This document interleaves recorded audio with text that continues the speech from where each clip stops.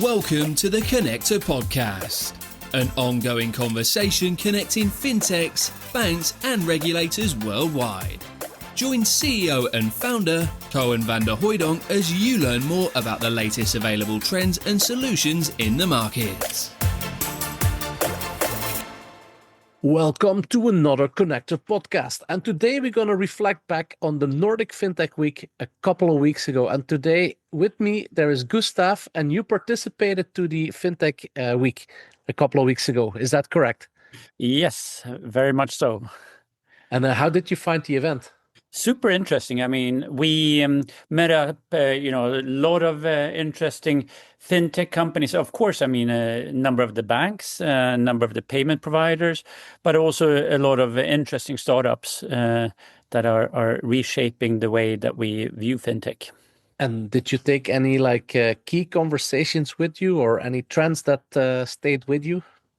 I think, of course, it's very hard to not have a view on AI and the capabilities that enables our fintech businesses to do. So that's of course a key conversation. How do you allow agentic AI to engage with customers in a meaningful way? That's a conversation that's really helpful. And of course, on the back of that, the European term sovereignty. How do you actually keep control over your data in a world where identity is really the key asset, which key asset for anything, but it's also potentially a kill switch. If you actually outsource your identity, you outsource your data, you leave yourself slightly vulnerable. No, absolutely. And I cannot agree more with what you just said. I mean, that was definitely one of the takeaways for me as well. Now, I guess by talking about identity, it hovers nicely in talking a bit about you and your company. So I'm sorry that I didn't ask that in the very beginning, but Gustav, can you maybe introduce yourself and also Curity, the company that you work for? Sure. So my name is Gustav Sahlman, and I'm the CEO of Curity. And Curity is and by the way, I'm Swedish, and I've been running quite a few software companies, started in different spaces, in the cybersecurity space, in the AI space, but now in the identity space. And Curity is a category leader in the world where companies have API-rich environments, lots of consumers, wants to build the omni-channel presence, maybe enrich that with having a strong agentic AI strategy to really get to customers in new and innovative ways while retaining control over the identity. So it's an identity technology provider in what's labeled the identity access management space, but primarily focusing on the external part, not on the internal, the workplace stuff, but rather on building a really strong user experience. And in your opinion, because you already talked a lot about what the future will hold, but why has identity security become so urgent and so much of a high priority for fintechs and also financial institutions? Because identity is really the key to enabling new types of services. You have to provide a user experience, and this it ripples through the whole business. It's from the sort of the initial phase when you want to, how do you maximize the customer conversion from the visitor that comes onto a site? How do you make sure that you actually get sort of maximum conversion of these? Is there a different type of user flow that should be adapted, whether it's a teenager accessing your site or whether it's a retired citizen? And that goes, how do you do churn prevention? Everything. How do you make sure that the identity and that the information is kept securely? Everything is really identity is the silver bullet behind a successful digital venture. knowing your customer, keeping, keeping good, providing strong access. That is really the key behind a successful fintech venture. And, on the back of that, if you have a strong technology solution in the identity space, you can deploy new services very rapidly. You can minimize lead time, and you can, make that in a cohesive and coherent fashion. So it's really the engine behind. And especially in the fintech market, if you talk about banks, you have lots of, you have your AML, you have your KYC process, you have lots of different regulatory requirements on how you deal with customer data. How do you make sure that you know your customer? All of that has to happen in the background while not impacting the user experience. User experience is absolutely key. Strong technology, identity technology solution will enable a really smooth customer journey, while you can actually comply, do all the things that you by law and by good sound business practices are required to undertake. No, I agree. But what makes you stand out against the others? I mean, there's obviously a lot of identity providers in the market, but how is your approach different in terms of solutions that you bring to the market? It's built, I think, we are a technology company, and we've built this in a cloud native technology, meaning that it's built in a very modern fashion, meaning that it's built for dealing with very large volumes. It's very many different user flows, whether those are from humans or non-humans, whether that's actual consumers or if it's machines or agentic AIs or whatever it may be. It's all built for that. It's built for purpose.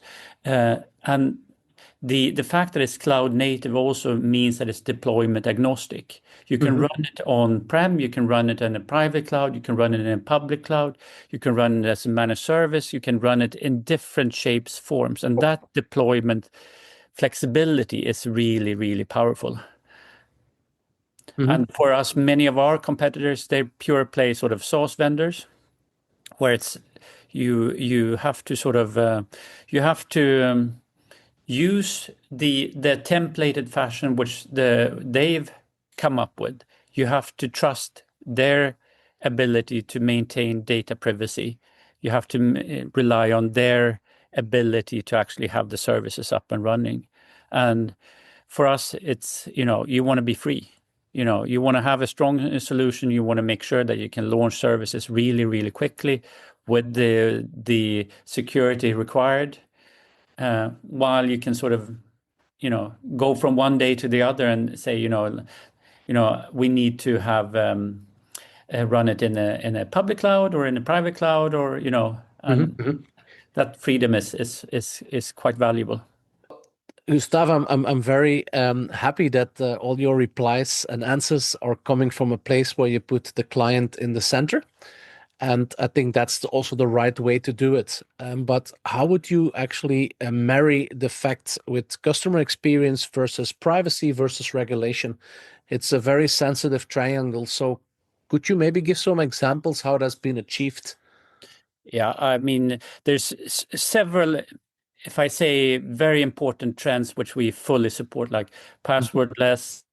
How do you make sure that you use biometrics, for example, if that is and you can incorporate that into the user flow, because everything if you're running a digital entity, whether that's for that matter, if it's in the fintech space, in the banking space, or for that matter, if you would be in the retail space or any other space, minimizing the number of clicks, minimizing user friction, you can never have security at the expense of user experience. You could say, we want to maximize security, maximize flexibility without impacting the user experience. User experience can never be, you have to make use of all the different tools in the toolbox to make sure that the user flow is optimal.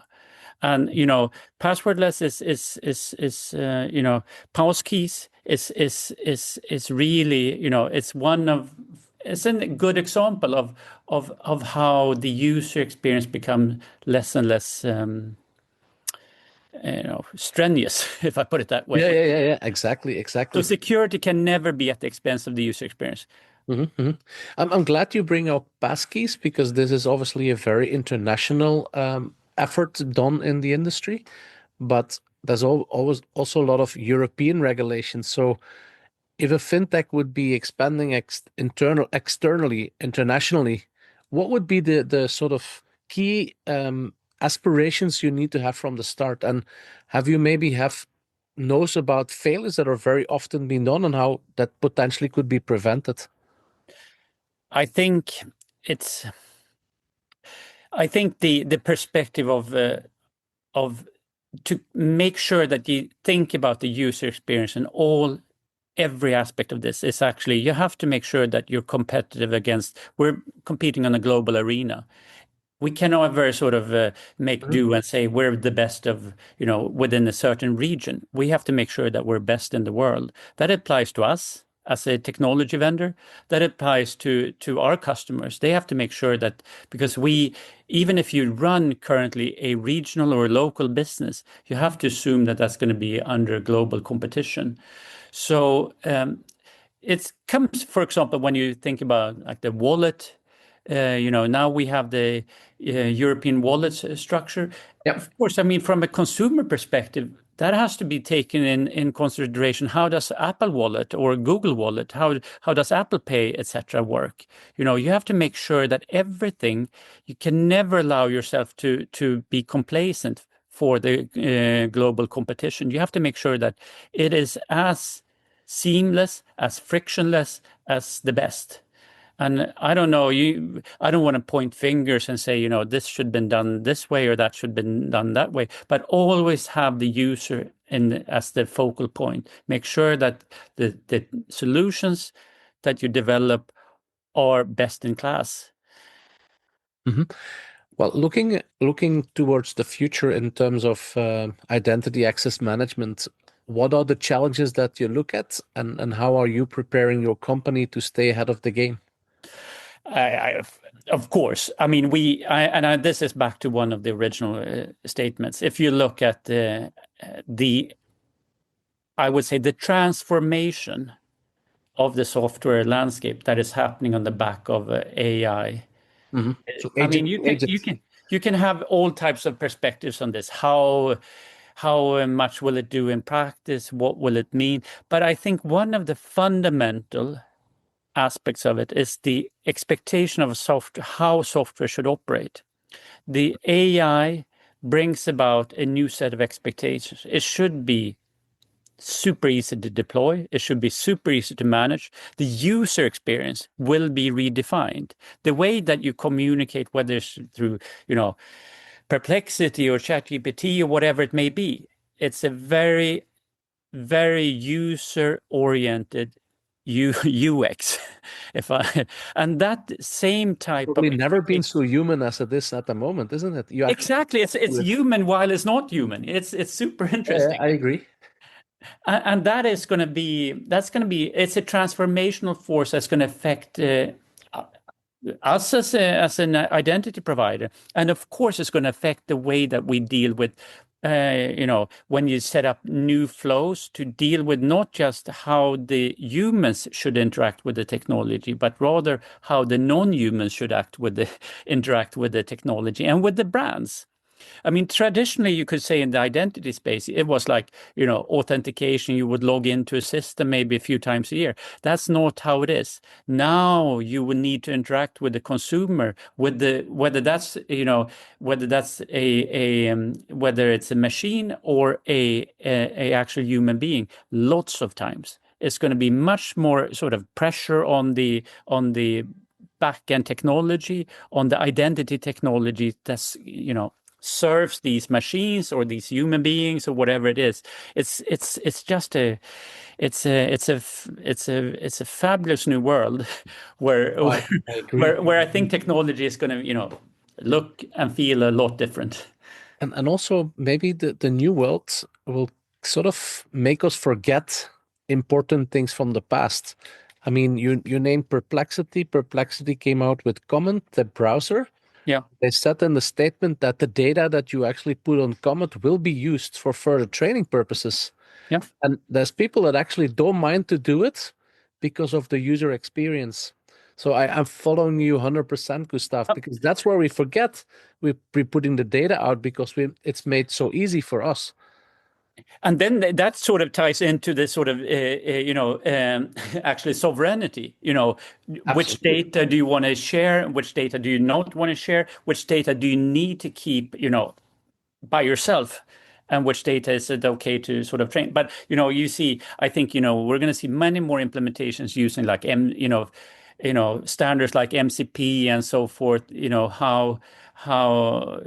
which really sort of opens the floodgates to a whole new set of AI capabilities, which I think are going to be absolutely necessary for our customers, for the banks, fintechs, whatever you may, payment providers, etc. They will need to adapt to that world. That's just how it is. And hopefully we can be an enabler to make sure that they stay competitive in this world while keeping the customer data safe and sound at the same time. I agree. And I think this might also be a good moment to sort of come to an end of this podcast, because we're at the pinnacle point where it's clear we've got a lot of things to talk in the future, a clear problem statement ahead of us. So the only question for me remaining is, Gustav, if people want to continue these conversations, how do they get to you? I'd love to continue the discussion, because I don't think I'd love to continue that discussion, and they can reach me through, maybe best through, send me an email on Gustav with an F at the end, Okay. like Frederick at the end, .Sahlman, SAHLMAN, single N for those German speakings that tend to put in two N's at the end, at gmail.com. No, okay. I'm glad I don't have to give you mine, because my last name is very long. Your email must be a little bit complicated, Absolutely. But that's, Absolutely. yeah. Gustav, I would love, if you shoot me an email, and, I'd love to keep the conversation going. excellent. Thank you very much for being here in our podcast. Thank you also to the audience for staying tuned. And please stay here, because more news will come from the fintech industry. Thank you. Thanks. Thanks for listening to another episode of the Connector Podcast. To connect and keep up to date with all the latest, head over to www.jointheconnector.com or hit subscribe via your podcast streaming platform.